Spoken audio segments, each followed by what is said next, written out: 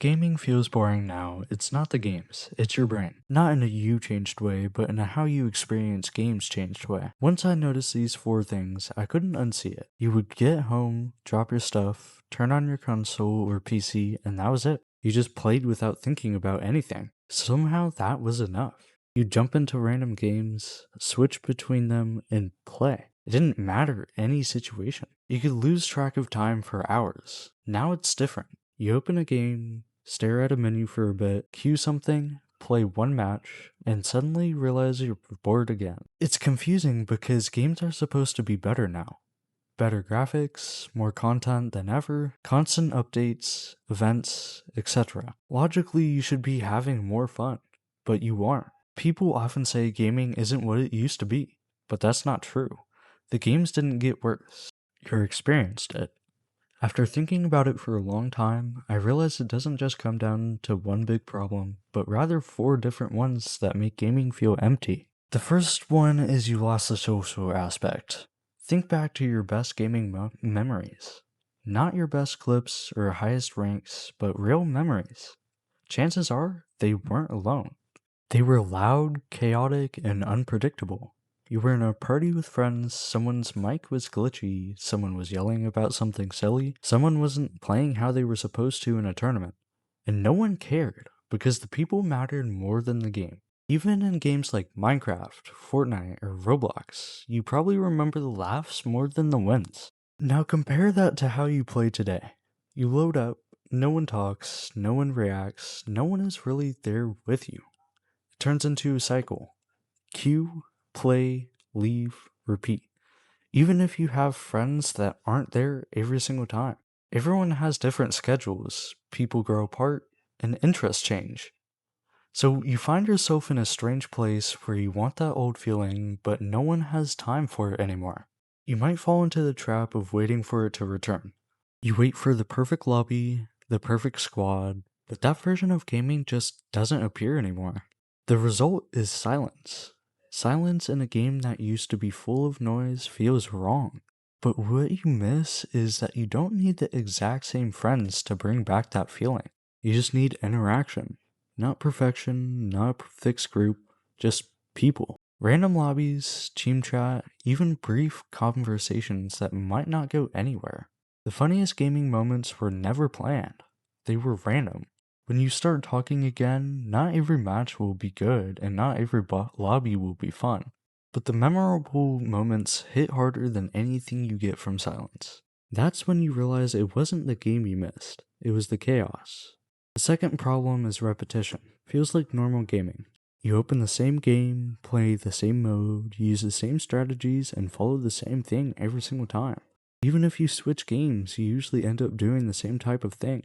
Competitive players like me play ranked, casual players stick to relaxed modes, and content creators grind similar routes. Your brain starts predicting everything before it happens. When nothing surprises you, nothing sticks. You already know what will happen in the match, so you know how people will play and what happens will be. So you stop paying attention.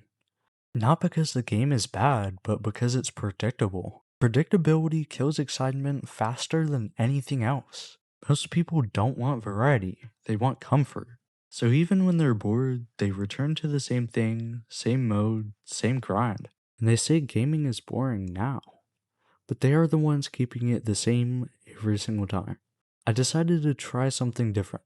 Instead of focusing on winning or optimizing everything I did, I changed how I play on purpose. I choose modes I usually ignored, played in different styles, and sometimes just messed around instead of trying to perform well. At first it feels like a waste because you aren't improving or ranking up, but that's the point. When you stop playing on autopilot, the game doesn't feel like just a game anymore. Once it stops being predictable, it becomes interesting again, not because the game changed, but because you did. The third problem is that you stop challenging yourself in meaning ways. This doesn't mean try harder or grind more ranked. You can hold the highest rank and still feel bored, or be average and still be fully engaged. The difference is engagement. When everything becomes a routine, you stop treating it as something new. You're just reacting, not thinking or adapting, and simply repeating patterns. That's where burnout comes from. I began doing something small but uncomfortable. I put myself deliberately in situations I was not good at, not to win or rank up, but to encourage myself to think differently. I tried unusual strategies, played roles I usually avoided, and made choices I wouldn't normally make. Something changed. I started to pay attention again because there was uncertainty, risk, and just something to figure out. That's what makes games feel alive. It's not just mechanics or graphics, it's the sensation of actively doing something in real time. Without that, everything becomes muscle memory, and that gets boring very quickly. The fourth problem is one almost nobody talks about. You're not actually playing games the same way anymore. You're consuming them. Gaming used to feel like a whole new experience you discovered. For many people now, it feels like just content you consume. You scroll through clips before you play, watch highlights, check tier lists, look up what the meta is, and see others playing before you even load in. By the time you start playing, your brain has already seen it. You're no longer discovering, you're just playing what you saw.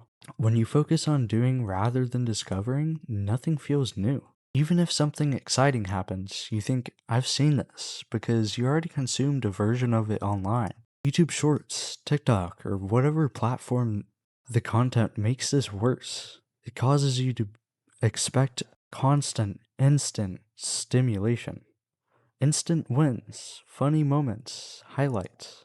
So when real gameplay takes longer to develop, you label it as boring, even if nothing is wrong with it. The uncomfortable truth is you're not just bored with games, you're overstimulated by how they are shown to you. No actual match can compete with a perfectly edited 15-second highlight. Even enjoyable times can seem empty. Not because they are, but because your attention span compares them to what you have been used to. So when you put all four problems together, you lose interaction, fall into repetition, stop challenging yourself, and start consuming instead of playing. Gaming doesn't feel broken, it just feels dead. Quietly, slowly, until one day you realize you're not even excited to play anything anymore. But nothing is actually broken. You just stop doing the things with it the same way. Gaming was just never about the game. It was about the people. Don't wait for something else to fix it. Don't wait for friends to come back, a new game, or motivation. Start small. Talking game again, even if it's something you hate.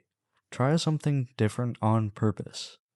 The reason a lot of people never solve this problem is because playing games is easier than looking at the way they play them. When gaming feels boring, most people immediately point to something else. They blame the newest update, skill-based matchmaking, battle passes, developers, or modern gaming as a whole. To be fair, some of those complaints are completely valid, although there are games that make bad decisions and updates that genuinely make experiences worse. But those things don't explain why someone can jump from game to game and still feel bored in all of them. If Fortnite feels like nothing, they move to Minecraft. If Minecraft gets boring, they move to Roblox. Then maybe a single player game. Then maybe another multiplayer game. Eventually, when every game starts feeling the same, the common factor isn't the game anymore. It's the person playing it. That's a difficult thing to accept, because nobody wants to hear that they might be contributing to their own boredom. But once I accepted that, things started making a lot more sense. I started paying attention to my habits instead of the games themselves. What I found was honestly kind of embarrassing. I'd open a game while watching YouTube on another monitor. During loading screens, I'd check my phone.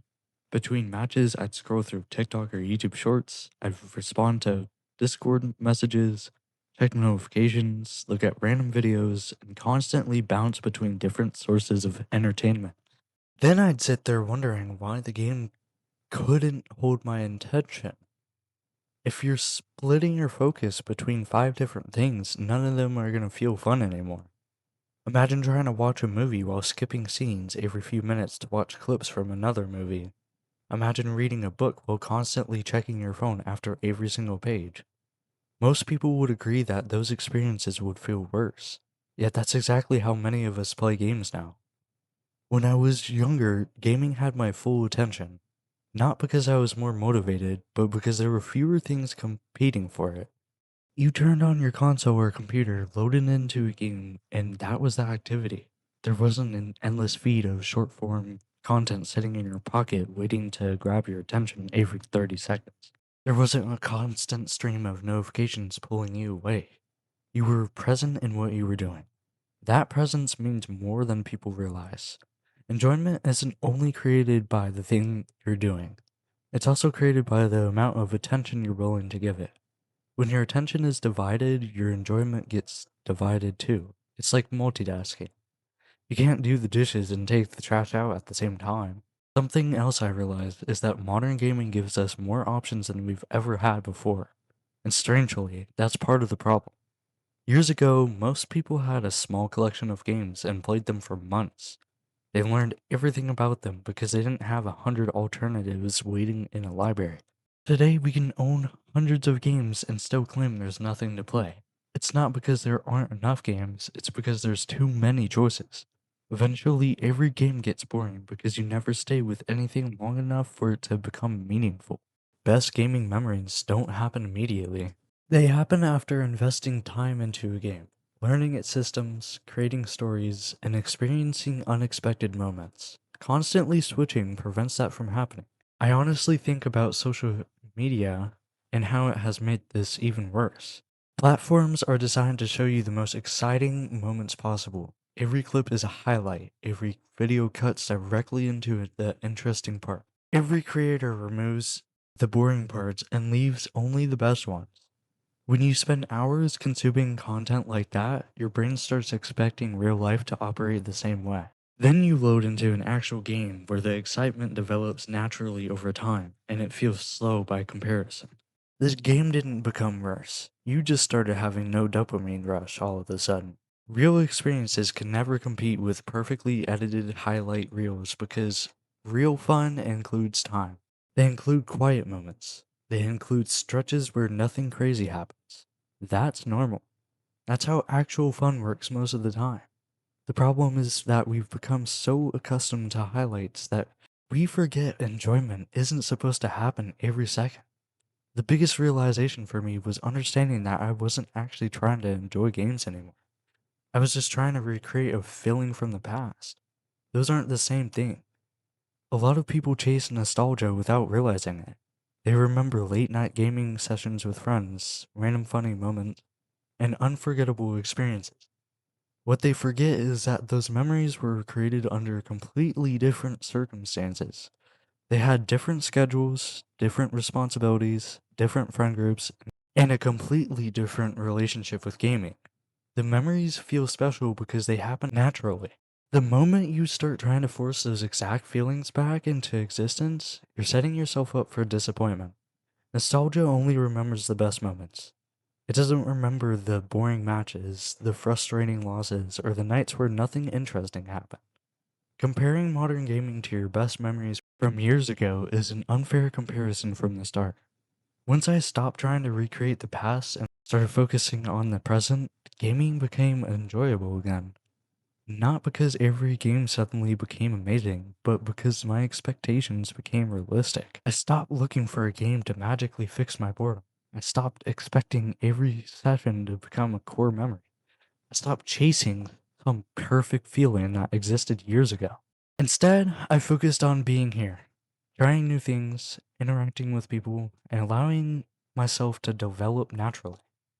Ironically, that's when memorable moments started happening again. Not because I forced them, but because I stopped forcing them. The truth is that gaming was never just about the games. It was about the discovery, challenge, interaction, and experiences. When those things disappear, gaming starts to feel empty, no matter how good the graphics are or how much content gets added.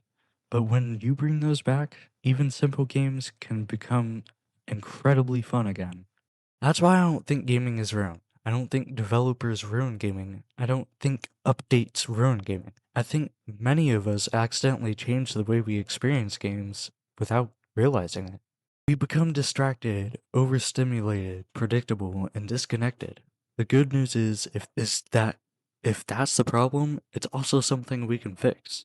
So if gaming feels boring now, don't immediately search for the next big release.